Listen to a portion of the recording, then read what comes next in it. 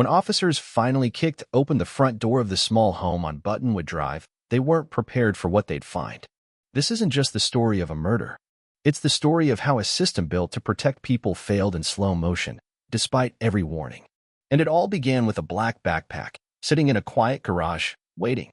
Let's start from the beginning. Tamarac is the kind of Florida suburb that rarely makes the news. Low crime.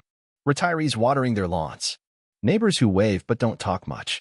A place where people assume they're safe until something breaks that illusion. Mary Gingles had moved here 5 years ago with her husband Nathan and their daughter, trying to build a life that looked like stability. But behind the shutters and HOA regulations, things were falling apart. By the time 2025 rolled around, Mary and Nathan were in the middle of a bitter divorce. There were allegations of violence, a restraining order, custody disputes, the kind of slow domestic unraveling that usually stays private until it doesn't. Mary was trying to restart her life. She was living with her father, David Ponzer, who'd moved in to help with the daughter Seraphina. Their neighbor, Andrew Farron, often came by to check on them. They formed a quiet triangle of support: grandfather, daughter, concerned neighbor. But Mary was afraid. And on January 22nd, 2025, she found something that made her blood run cold. Tucked away behind an old box of Christmas decorations in the garage was a black tactical backpack. It wasn't hers. And when she opened it, what she found was chilling. Plastic zip ties, duct tape, gloves, a flashlight, a box cutter, a roll of black electrical tape. It looked less like a bag someone had forgotten, and more like a murder kit. Mary didn't hesitate. She called the police. She told them that, in her opinion, it was her husband Nathan who left the backpack. She said he still had access to the garage. She said she was terrified, that he was violating the restraining order, that he had talked about hurting her before. The officer took a report. They said someone would follow up. They didn't.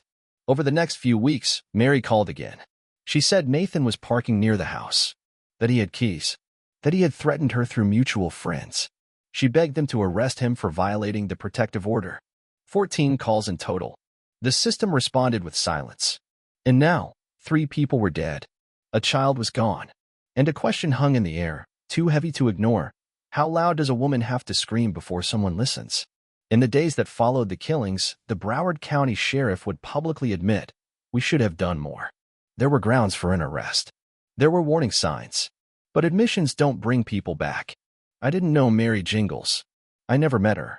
But I've covered enough of these stories to recognize the pattern, a trail of breadcrumbs ignored, until it ends in blood. I came to Tamarac not because this case was unique, but because it wasn't. It's part of a bigger failure, one we need to understand if we want to stop the next Seraphina from hiding under a bed while her world collapses. Next, I had to find out exactly what was in that backpack and why no one in power seemed to care. I got my hands on the incident reports 3 days after I arrived in Tamarac. They were thin, barely 5 pages total, but what stood out wasn't what was in them. It was what wasn't. There was no follow-up interview, no photos of the contents, no evidence logged. Just a vague note about a suspicious bag located in the garage and no immediate threat detected. No immediate threat. Let's talk about that bag. Mary's first call about it came in just after 7 p.m. on January 22nd. She told the dispatcher she had found something that didn't belong to her, a black tactical-style backpack. She described it calmly but firmly, as if trying not to sound hysterical. Inside the bag, she said, were plastic zip ties, 2 rolls of duct tape, black gloves, a flashlight, a utility knife, a small bottle of rubbing alcohol, black electrical tape, a burner cell phone. It didn't take a criminal profiler to see the intent behind that list.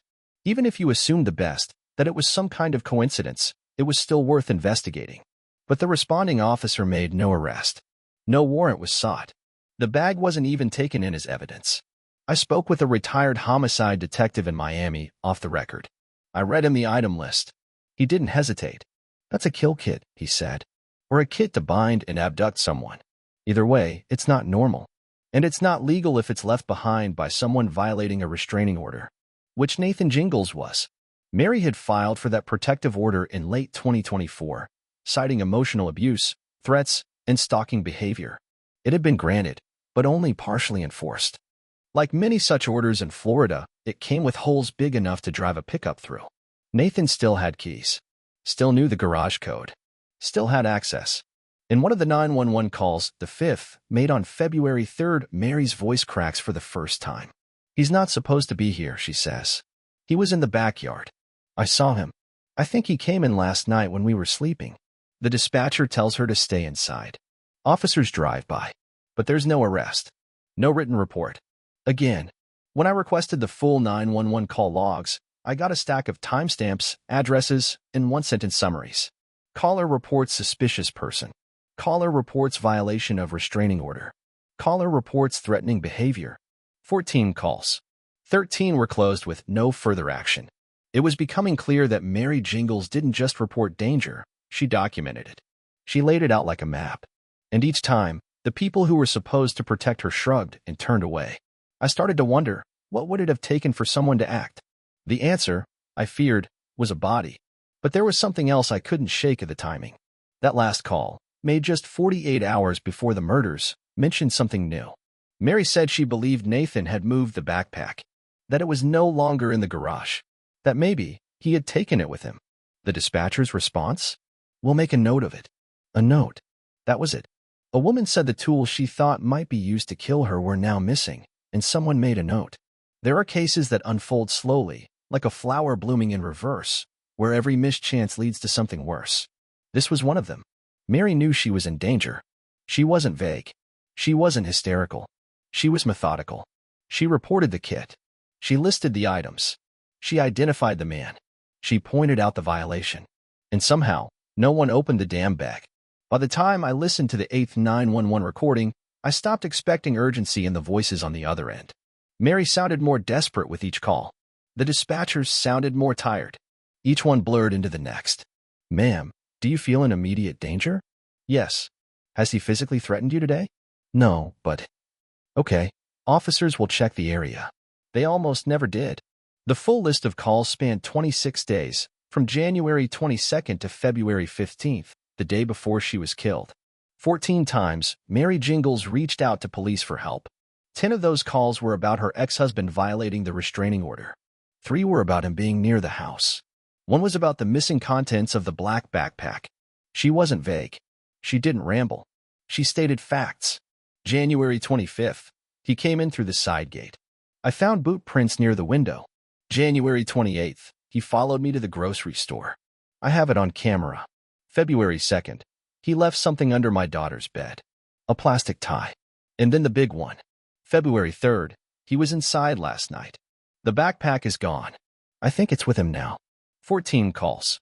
14 moments when the law could have intervened. I mapped them out, call by call, against the Florida statute on violating protective orders. 8 of the calls met the minimum standard for arrest under state law. 8. But no arrest was made. Why? I started reaching out to former deputies, local defense attorneys, anyone with insight into the Broward County Sheriff's Office. Off the record, a retired deputy gave me the answer I dreaded. She didn't have a bruise. No broken window. No forced entry. No blood. Judges here don't like paper cases. Cops stop pushing if they know it won't stick. In other words, unless someone got hurt, no one was going to move. But the law doesn't require that. Florida's restraining order statute doesn't say a woman has to be assaulted to be protected. It says a credible threat or violation of contact is enough. And Mary had that, in recordings, in texts, in surveillance video. She built the case for them.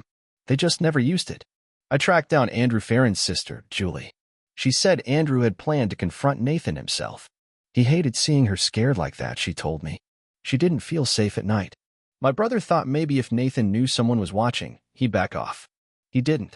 Andrew would be the 3rd victim in the shooting, found in his kitchen, still wearing his work uniform. He wasn't part of the marriage. He wasn't in the divorce. He was just a neighbor who cared enough to get involved. It cost him his life. By this point, I was no longer asking if this could have been prevented. I was asking how many times it could have been. At least 8.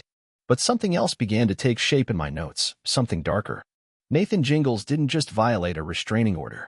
He escalated. Slowly. Deliberately. He left objects. He circled the house.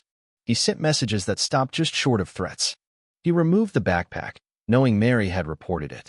And still, he was allowed to move freely, to plan, to return. There's a kind of violence that doesn't need fists. It works in silence, in waiting, in the fear it creates, and in the trust it exploits. Mary trusted the system. She did everything it asked. Filed reports, made calls, documented threats. And that system left her to die? By mid-February, she wasn't just afraid. She was sure. Her final call came late at night. You can hear Seraphina in the background, asking for water. Mary's voice is low. He's close. I think it's going to happen soon. The dispatcher tells her to stay calm. Someone will check on her tomorrow. Tomorrow never came. February 16th, 2025. It was a Friday.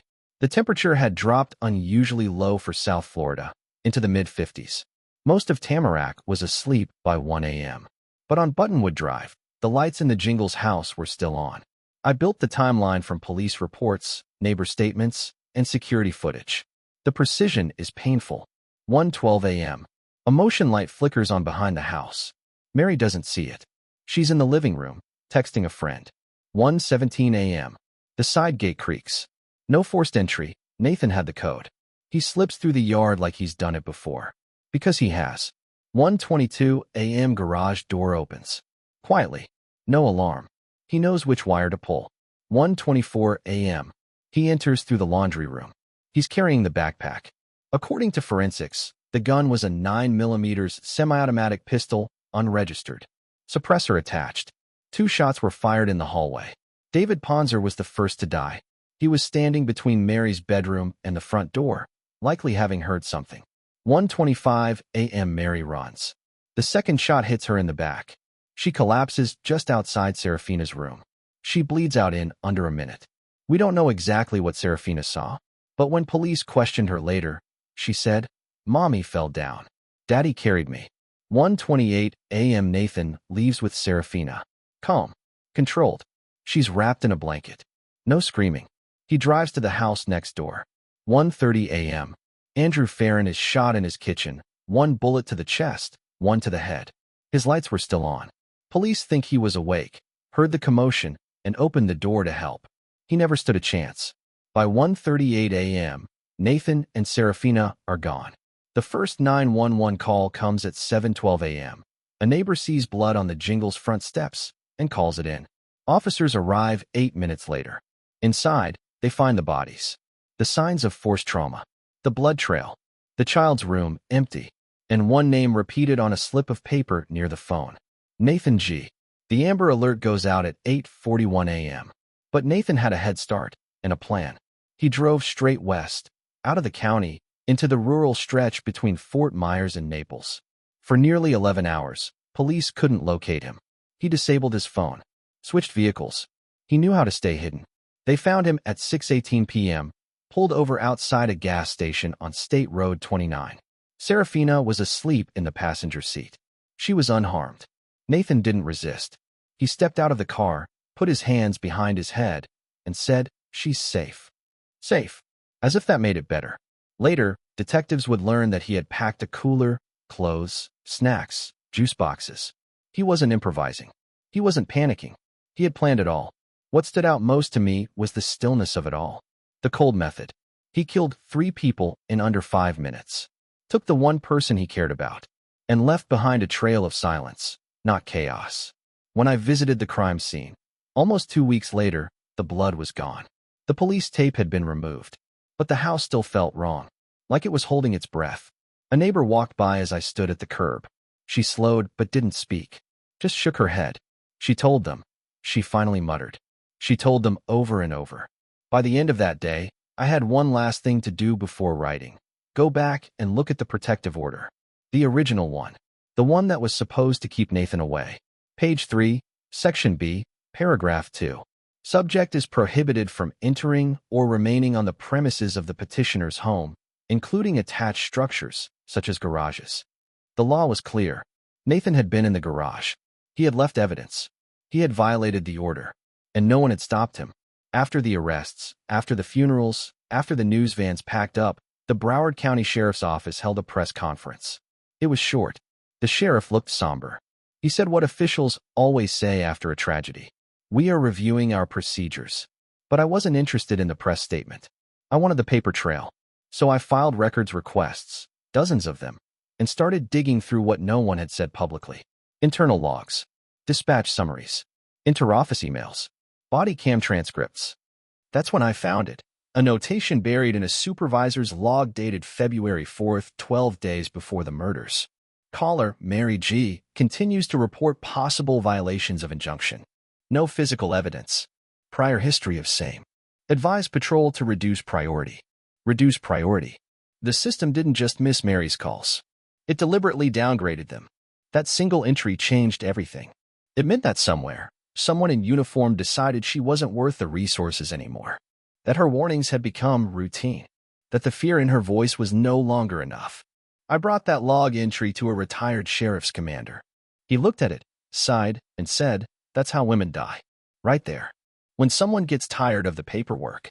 After Nathan's arrest, 8 officers were placed on administrative leave with pay. No charges. No firings. Just a holding pattern while the department conducted an internal review. But here's the twist. According to an internal memo I reviewed, 3 of those officers had reported concerns weeks earlier that Mary's case wasn't being handled properly. One patrol officer even flagged it to a superior. "This woman is gonna end up dead." That officer was transferred to a different precinct 3 days later. The issue wasn't just neglect. It was something worse, indifference institutionalized. The protective order was valid. The evidence was clear. The law was on Mary's side. But somewhere in the system, someone weighed the cost of acting and chose not to. Because Mary wasn't high profile. Because Nathan had no prior felonies. Because the statistics said most restraining order violations don't end in homicide. Until they do. This wasn't about resources. It wasn't about confusion. It was about belief, or the lack of it. The people tasked with protecting Mary had stopped believing she was in danger. But the danger didn't care what they believed. When I confronted a department spokesperson with the internal logs, she declined to comment. "The case is ongoing," she said. "We cannot speak to individual officer actions until the review concludes." I asked when that review would be made public. She didn't have a date. In the meantime, the department did what institutions often do when faced with liability. It circled the wagons. Policies were clarified. Training modules were updated. Supervisors were reassigned. But not one public apology had been issued to Mary's family. Not one officer had admitted fault. And not one change would have mattered to the woman who knew she was going to die and called for help anyway. Here's the thing I didn't expect, though. When I spoke to Mary's sister, she told me about something the police never mentioned. Something left behind in Seraphina's room. A note, scrawled in crayon, written by Mary, tucked under a pillow. "If anything happens, it's him. Check the bag. Check the garage." She'd written it for her daughter. Or maybe for whoever found her first. She knew the system wouldn't protect her. She was riding to the future. I met Seraphina Gingles just once. Not to speak, she's only 4, but to see. I was sitting in the back of the courtroom during Nathan's preliminary hearing when they brought her in, escorted by a woman from Child Services. She wore a pale pink dress, her hair pulled back with a ribbon. She didn't look around. She didn't speak. She held a stuffed elephant in both hands like it was the only thing tethering her to the room. She had survived something no child should see. But she had seen it, heard it, been carried away by it. And now she was being asked to live with it. I later spoke to the child psychologist assigned to her case. He told me Seraphina had begun drawing houses with no windows. That in play therapy, she puts her toys in rows and tells them not to talk. That she asks daily if her mother is done sleeping. These are the parts of the story that don't make it into the reports. This is what violence leaves behind. Nathan Gingles is now in county jail, facing 3 counts of first-degree murder, kidnapping, violation of a protective order, and felony child endangerment. His public defender has hinted at a possible insanity defense. But the facts are hard to argue. He planned it. He executed it. He fled with his daughter and never called for help. He was caught with duct tape still in the car. The legal process will take months, maybe years. But for Seraphina, the sentence has already begun. She is now living with Mary's sister in Fort Lauderdale. She doesn't sleep through the night. She startles at sudden noises. She has stopped using the word daddy. No one knows what memories will stay or what she'll be able to forget. Trauma is like that. It buries itself deep. Quiet. Patient. It doesn't ask permission. When I left Tamarac, I drove past the house on Buttonwood one last time. The grass had grown long. The mail had stopped. A realtor's sign leaned half-broken in the yard. But the garage light was on, and I couldn't stop thinking about that bag. That silent, black backpack full of quiet warnings. It had been enough to save her. If someone had just listened, if one report had led to one arrest, if one dispatcher had flagged the call, if one officer had looked inside. But they didn't. Mary did everything right. She followed the law. She trusted the system. She believed protection meant something. And still, she died. Her father died. Her neighbor died. Only Seraphina survived. And she didn't escape, she endured. I've covered more cases than I care to count. But this one stays with me. Because it was so ordinary. So preventable. So obvious. A mother said, "I think he's going to kill me." And everyone around her, police, courts, policies, replied, without saying it, "We don't believe you." Now, a little girl builds silent houses in her mind, and the rest of us look away until the next tragedy screams loud enough to break through. But by then, it's always too late.